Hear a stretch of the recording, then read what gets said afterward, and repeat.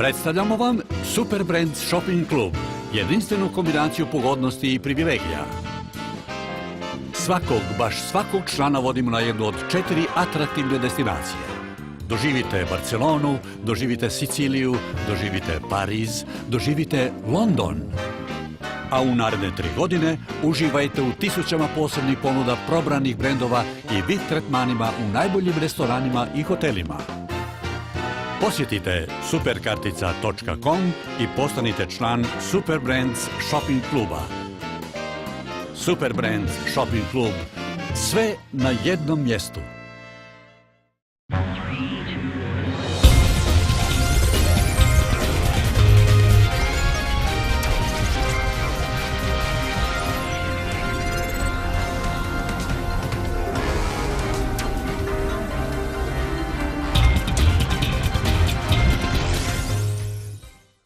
Poštovani gledatelji, večeras u emisiji GlazbeEgo predstavit ćemo vam velikog maestra, skladatelja i pijanista Denisa Russella Davisa.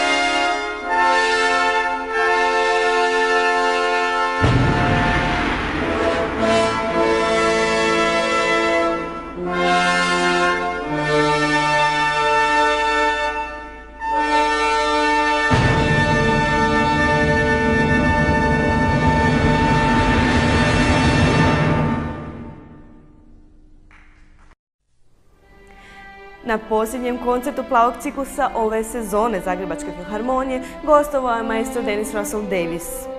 Koncert je bio na visokoj umjetničkoj razini, baš kako je i publika navikla u plavom ciklusu. Dennis Russell Davis, rođen 1944. godine u Toledo, Ohio, američki dirigent, skladatelj i pijanist. Studirao je glasovir i dirigiranje na Juilliardu gdje je i doktorirao. Davis je nazvan prvakom živućih skladatelja i suvremene glazbe, uključujući među ostalima Louisa Harrisona, Johna Cagea, Philipa Glassa, Aarona Coplanda. Davis je naručio, premijeno izveo i snimio brojne skladbe živućih skladatelja uz standardna klasična dijela. A za snimku Coplandovog dijela Appalachian Spring uz St. Paul Chamber Orchestra 1979. godine osvojio je Grammy nagradu. Mnogi skladatelji posvetili su upravo Davisu svoja dijela poput Philipa Glassa, Louisa Harrisona, Arva Perta. U ožujku 2008. godine imenovan je trećim glazbenim direktorom Simfonijskog orkestra u Bazilu te i šef dirigent Bruckner orkestra u Lincu. Maestro Davis ujedno je i profesor orkestralnog dirigiranja na Salzburškom Mozarteumu. Hello, Maestro, and welcome to our broadcast GlazbeEgo on TV+. Thank you. It's a pleasure to be here.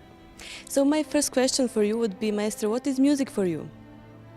Music is what I love to do as a profession.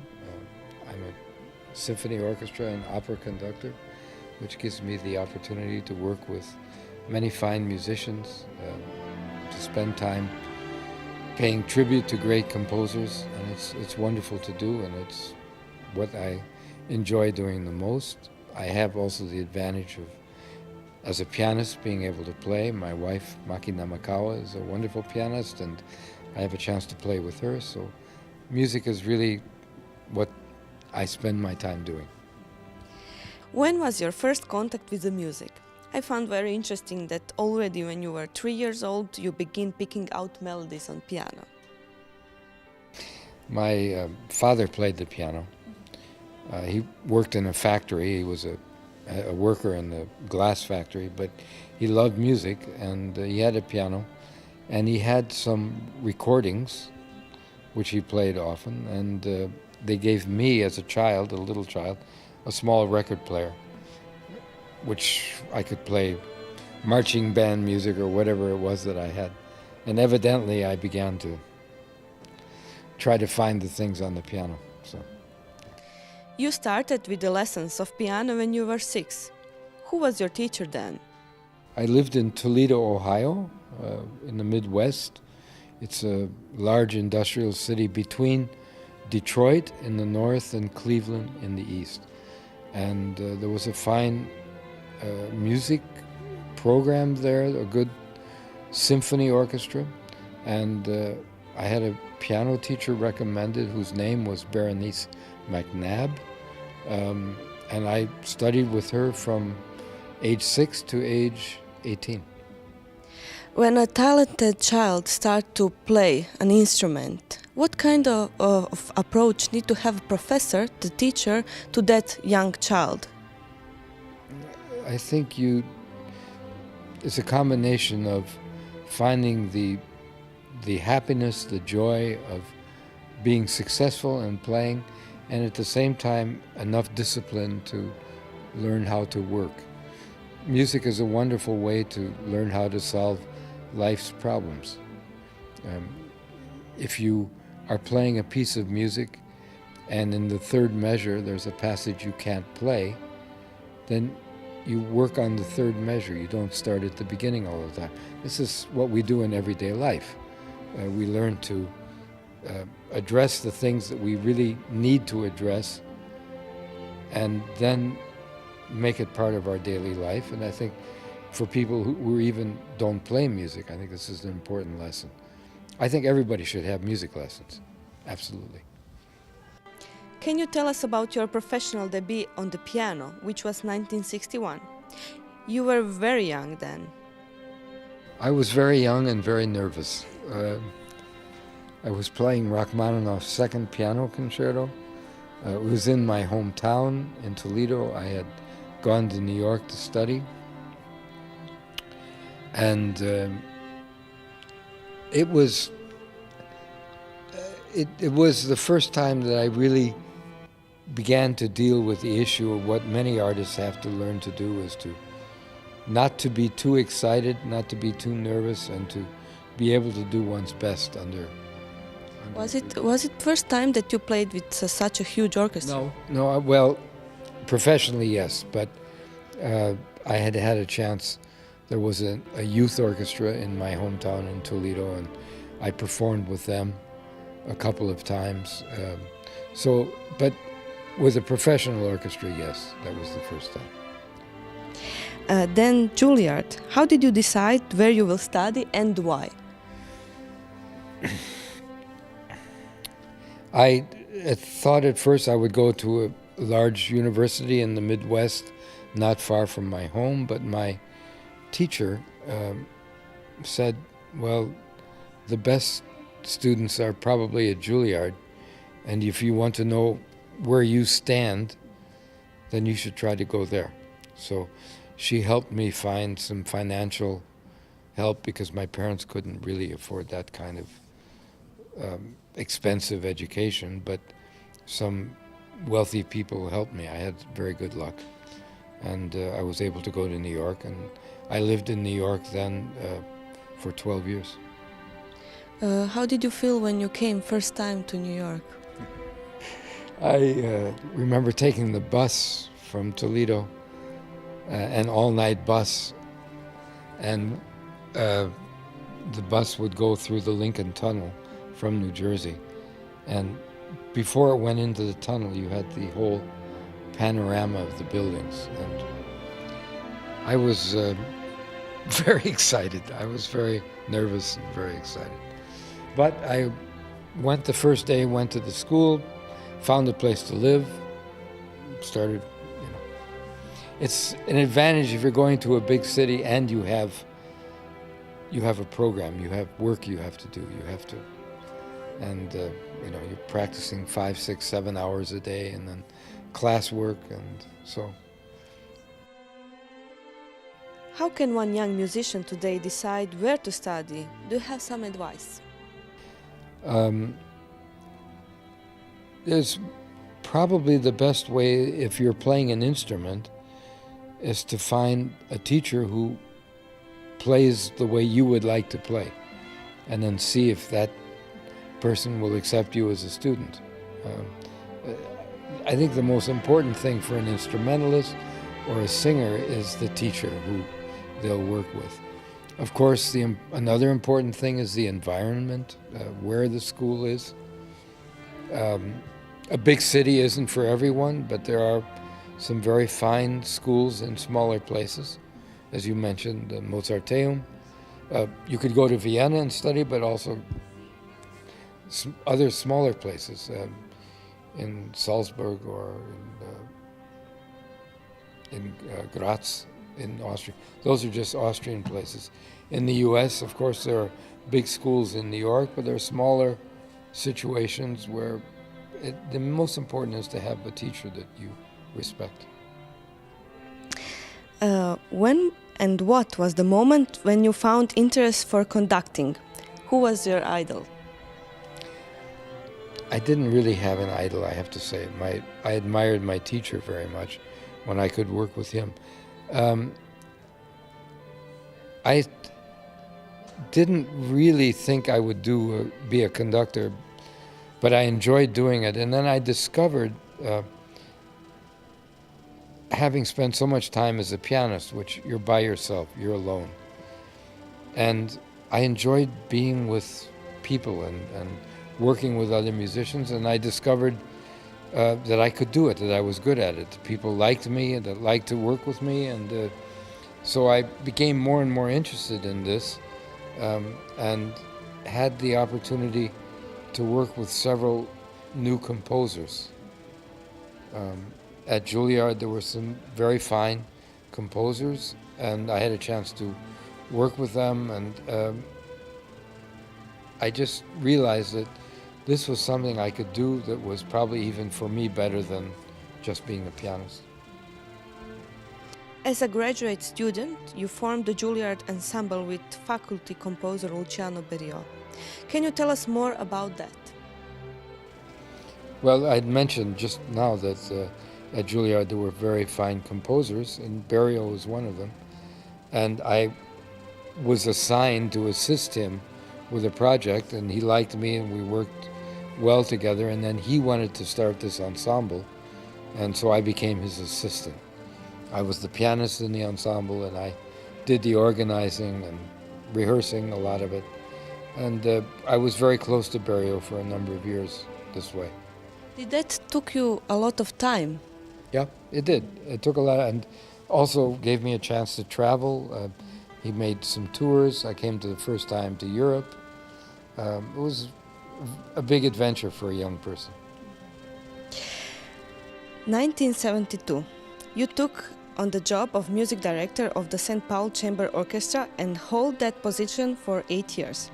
What can you tell us about that experience? What program did you play? Well, one wonderful experience was in 1974. I came to Zagreb with that orchestra. We were on a State Department tour, and we toured in Yugoslavia, as it was called then, and in all of the major centers. It was wonderful. I was able to combine the important classical repertory for a small orchestra, Mozart, Haydn, Schubert, Bach, but a lot of new pieces, a lot of new music, a lot of new composers. And this was a great adventure for us, and it gave me a chance to develop some ideas that I feel very strongly about, that concerts should really include these elements. There needs to be a new piece. How did audience react on that? They very well. I think audiences, if they're convinced that you're doing it well, that you can play Mozart and Bach and Beethoven beautifully, then they'll accept a new piece because they trust you and they have confidence that you can play it very well. And I think audiences generally are smarter than we give them credit for. I found that you are very clear in that music, in new music that you get. You study it very, very good and then present it very good to the musicians and to audience. Does this need to be some advice to maybe some conductors who will do also the modern music? Well, I think the most important thing for a conductor is to be clear with what his intentions are. Very complicated pieces are difficult. The musicians have their own instrument problems, and then they have to play together with other people, and if the conductor doesn't know how to do it, it makes the work very difficult.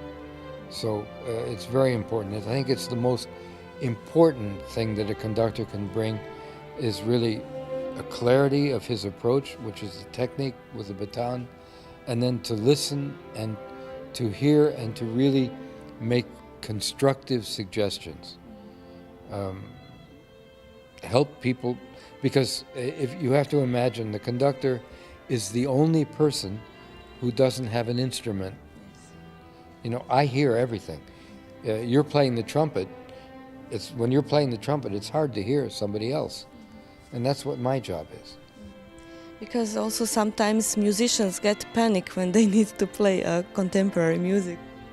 Well, playing pieces they don't know requires a special amount of work, and so we need to be helpful. 1980, you accepted job in Germany. How did you found European culture, people? What impressed me was that the theater, the orchestra, the museums, because it was supported by the government and the state, because it's part of it, it was treated very seriously. It was very important to people. In the U.S., we have a good tradition of private funding, and in many places it works very well, but I enjoyed the fact that being a conductor, being the director, was an important political position. It was important politically because I was part of, it was a great deal of money that was put into the arts.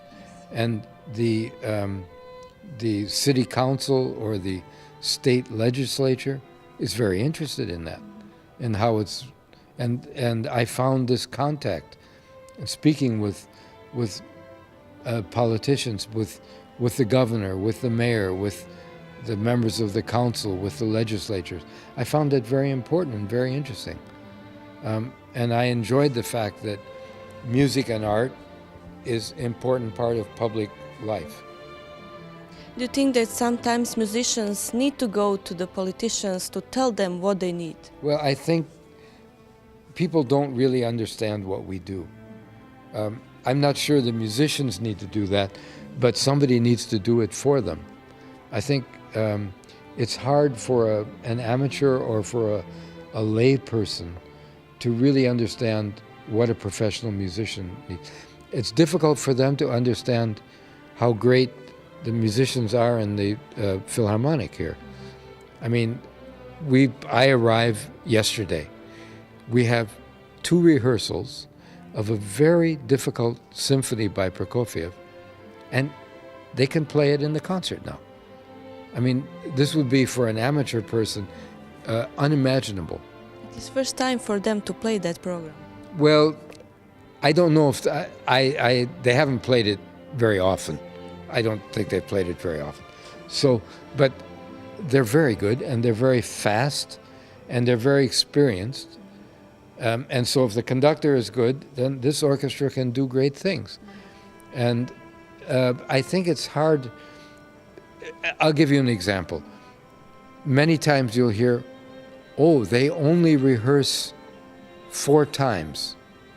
And they have, what do they do? When do they work? Well, these rehearsals are they're very difficult. And to be good enough to play there, you have to work on your own a great, great deal. It's a lot of work, and it's hard work. And it's not work that you can compare to a job where you start at 8 and you end at 6. We start earlier and end later, but not all the time. It's a different kind of schedule, and we have to be flexible for that. So I think as much as we who are conductors or directors can help the politicians or the people understand what it is we do, I think it's important to communicate it. After Stuttgart, you went to Bonn, where you became the music director of the city of Bonn. What does it mean, and what were your obligations there? I had the opera and the opera house and the symphony orchestra. It basically meant I was in charge of all of the music that was funded through the city government. There was lots of music there that I had nothing to do with. I wasn't the king of music, but I was the responsible person for everything that was done through the public funding, and that was basically the opera, and there was a chorus, and we had also the Beethoven Festival, and we had a new music festival. So all of these activities were things that I took care of. You said for the New York Times that basically you don't need to choose between concerts and opera. No, I would not like to choose. I love to do both. Can you tell us more about your relationship with the Cabrillo Festival in California? Well, that was a festival that I directed for almost 20 years. It was a festival that a composer named Carlos Chavez, who was a famous Mexican composer and conductor, actually he started it. And I enjoyed very much working there. It was 2 weeks every summer and a great deal of new pieces in a wonderful environment, in a wonderful area. And we did a lot of important composers came there. From 1991 till 1995, you were the principal conductor of Brooklyn Philharmonic, which had just been joined with the Brooklyn Academy of Music at the time of your appointment. What was it like for you to work with them? Well, it was, again, an orchestra in New York City. The Brooklyn Philharmonic was made up of musicians who also played other jobs.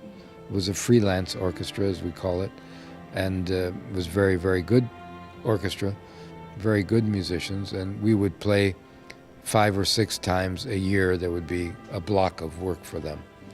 And in a very beautiful hall, the Brooklyn Academy of Music in Brooklyn. In United States, you hold the title of Conductor Laureate of the American Composers Orchestra, which you co-founded 34 years ago. What does that mean to you as a musician and as American? We started this orchestra to help the situation that American music had, which was that the symphony orchestras just weren't playing it. There were many reasons for that. A lot of times also people are afraid to play new pieces, but we started because there was a lot of great American music that nobody knew. So we began doing these concerts, and I did that for more than 25 years, several times a season. It was very, very good work. Maybe for us in Croatia it's a little bit strange because in America there are really great composers in this modern music. So it was a little bit unusual to read that maybe the society and people were not so open about the modern music. Well, the problem is that modern music has an audience, but it's not a big audience, and it can be put into what we call a ghetto, so that only concerts with new, and I don't like to do that. I like to have, but the way it was important because the American symphony orchestras also didn't know the music. So the fact that we could play it and perform it in Lincoln Center and Carnegie Hall gave the music an important place to be heard. But was that obligation of academy, maybe of society, of professors there to educate young musicians about that? It's not the education really, it's the fact that also so many of our great orchestras were conducted by European conductors who were very good and made a great contribution, but they didn't know American music either. They didn't know it. So. The year 2010 marks over 40 years of uninterrupted music directorship of various orchestra, both nationally and internationally for you, maestro. When you turn back, would you like to change something in your career? Probably there's lots of things I should have done differently or I could have done better. But if I had, then I wouldn't be here talking to you. Yes. And I'm enjoying this week very much, and I have a wonderful life, and I have wonderful opportunities. So I think I'm very happy with what I've done in music.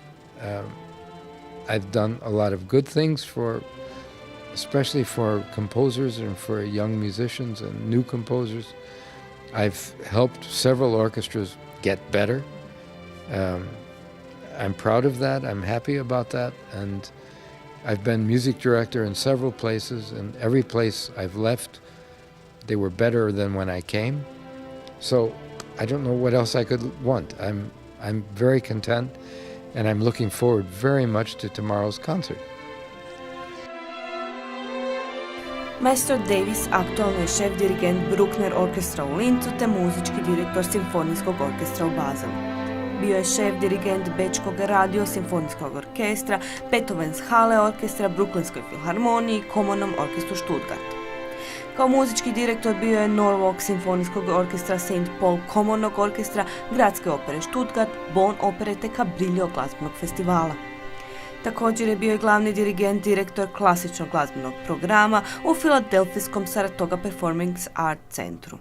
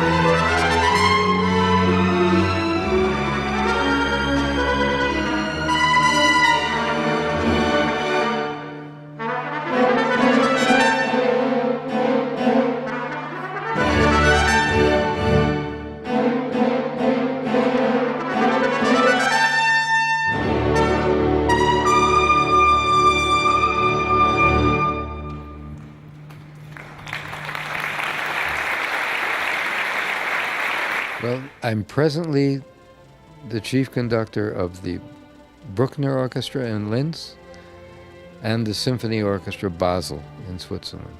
And I have to say, those are my two favorite orchestras. Can you tell us more about your collaboration with a leading figure among a group of young artists in Germany, Maki Namikawa? Maki Namikawa is a wonderful pianist. I met her some 8 years ago. We became first colleagues, and then through the music, we became more than colleagues. We became very close, and she's become my wife, about which I'm very happy. And we've had a piano duo for a number of years. I've always played, but two piano I didn't really ever do. So this is for me a new thing to do, and I enjoy it very much. And it's become a very important part of my life as a musician, and it makes also an important part of a wonderful marriage. How was the rehearsals? Very good. She's very patient with me. The thing is that, of course, I'm used to being the boss. But what I think she's learned is that I enjoy not being the boss. So when we're on stage, she leads. She plays the first part, I play the second part. And I enjoy doing it. I enjoy supporting. I enjoy accompanying. I enjoy helping. I think one area of conflict that we can have is the fact that I'm so much older and have done so much music, and I'm pretty sure I know how I want the pieces to go. And she's young and she wants to try different things, so we have to compromise with each other. It's normal. But we get along well, and the rehearsals are, by and large, very civilized. How do you choose the program? We talk about it. We talk about it. We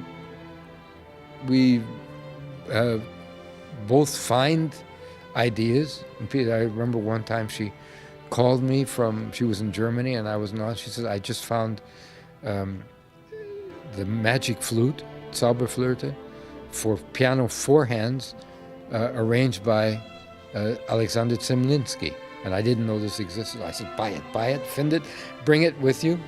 And we learned it and recorded it, and so she's very good that way of finding interesting new pieces and things to do. Nice. Please, can you tell us about your friendship and collaboration with Philip Glass? How is to know and to perform composer? He dedicated his Fifth Symphony to you. I've premiered every one of his symphonies now. He's written 9 of them. Actually, no, the 7th Symphony I didn't premiere, but I did end up recording it. Philip and I have been friends for nearly 30 years now, and first we were collaborating, and out of this collaboration became a friendship. We're both fathers. We're both older fathers. We both have young children. We have many things in common. We have a lot of interests, and he has confidence in me, and I have confidence in him. So it's a very, very wonderful friendship, and it's one that I think will go on, I hope, for a long time. When you do some piece of him, if he tell you something, it should be like that, but maybe then you find some other way for that. How do you... That's part of it. There is a dialogue. But when I'm working, he basically lets me work, and very rarely, and if he says something, then I do it. I have respect for the composer's wish, and they spent a lot of time and made a big effort to do this, and I think we respect them. Lou Harrison also dedicated his 3rd Symphony to you. Lou was an old friend and a fine, great composer. I miss him very much. I have a lot of pieces that were written for me because I've done so many new things, and I try to do them as much as I can. You won a Grammy Award 1979 with the St. Paul Chamber Orchestra for recordings of Copland's Appalachian Spring. What does that mean to you? What does awards mean to musicians? We're happy to get them. I mean, I think any recognition is wonderful. it's also very nice for your colleagues and the people you're working with. So I think if it happens, say thank you and be happy, but you have to be convinced about your own work, and there are many great musicians who never get an award like that, and it just happens, I think. You are also a professor of orchestral conducting at the Salzburg Mozarteum. What's for you to work with the students? Does need something to change in approach to today education? Students need to be treated carefully and with respect, and they need to be nurtured. It's a very fragile time for a young person, and you want to be firm, and at the same time you need to let them make their mistakes. So I think the main thing is that you need to support them personally and to be generous as a person and to help them feel good about themselves. Not every one of them will be good and have a career, but they need to feel good about themselves and have self-confidence. Can you tell us about this situation? There is a lot of young people who are studying the music. How will they find a job later? It's a very difficult. It's becoming more and more difficult because the young people are better and better. I think our societies need to think carefully about what will we do for these people. There's so many opportunities to help the society through music and through art and through culture. And the societies are getting older. Every society is getting older. There's going to be more and more old people, and these old people need opportunities with music. The society needs to provide these things, and we have young people that can do that. We need to make jobs for them. There has to be a strong social program for this. What do you think, what is the future of classical music? Well, I think it's very good. But I think the important thing that we need to do as musicians is also to work helping children find a way to come to music. There's not enough of that. The schools don't do it enough. I'm sure it's no different here than it is with us. It's almost tragic, and if they're not doing it in the schools, if we want audiences, we need to do it. I think the orchestras need to have a strong program for developing young audiences and making music for children. It's our future. As a conductor, what is your opinion about the soloists? My job is to help them, support them, have a dialogue, make the piece together. And which is your favorite instrument in the orchestra? Oh, I love them all. I can't really say. In the orchestra, if I were to play an instrument in the orchestra, I probably would want to play double bass or trombone. I like the underneath. If I played the violin, I would want to play second violin, because I like to play the rhythm and the. Yeah. Can you describe us one of your working day? How does it look? I wake up very early. I study and prepare for whatever I'm doing, or I practice. I have physical training I like to do. I'm not as young as I once was, and I need to do a good physical workout before I start. And then usually in the morning there's a rehearsal or some kind of meetings. In the afternoon I have some free time, either for my family, either for my children, or for myself to practice or to spend time with my wife together. And then in the evening there's again rehearsal or performance.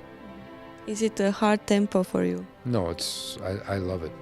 It is long, and you have to take care of yourself, but I love to do it. I'm very blessed. You said that you visit before Yugoslavia. Now you are in Zagreb. How do you feel here? I'm enjoying to be here very much.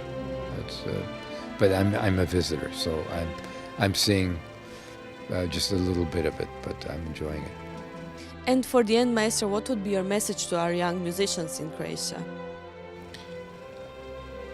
I would think the most important thing we can do is to think about the next generation, and as a young person, to find work as a musician that's meaningful while you're waiting for your first big job.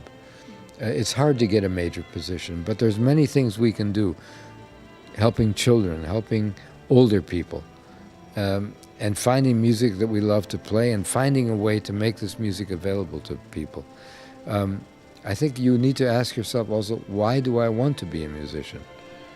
And find for yourself a good answer, and not just to have one thing. If something doesn't work out, you have to do it something else. Dear Maestro, thank you very much to be our guest in our broadcast GlazbeEgo TV Plus, and hope to see you soon, much more in Croatia. Thank you very much. It was a pleasure.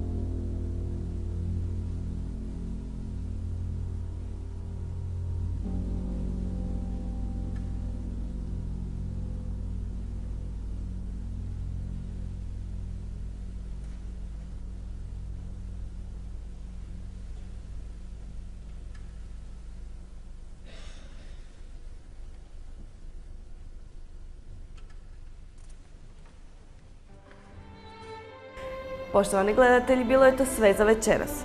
U sljedećoj emisiji GlazbeEgo čeka vas pravo iznenađenje, stoga za točno tjedan dana budite uz nas. A do tada, dragi gledatelji, ostanite uz program TV Plusa.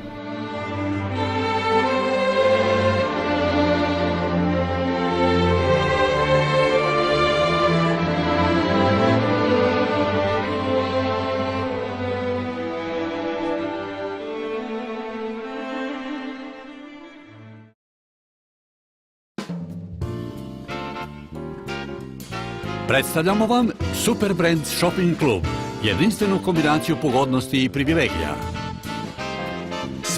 Baš svakog člana vodimo na jednu od 4 atraktivne destinacije. Doživite Barcelonu, doživite Siciliju, doživite Pariz, doživite London. A u naredne 3 godine uživajte u tisućama posebnih ponuda probranih brendova i VIP tretmanima u najboljim restoranima i hotelima. Posjetite superkartica.com i postanite član Super Brands Shopping Kluba. Super Brands Shopping Klub. Sve na jednom mjestu.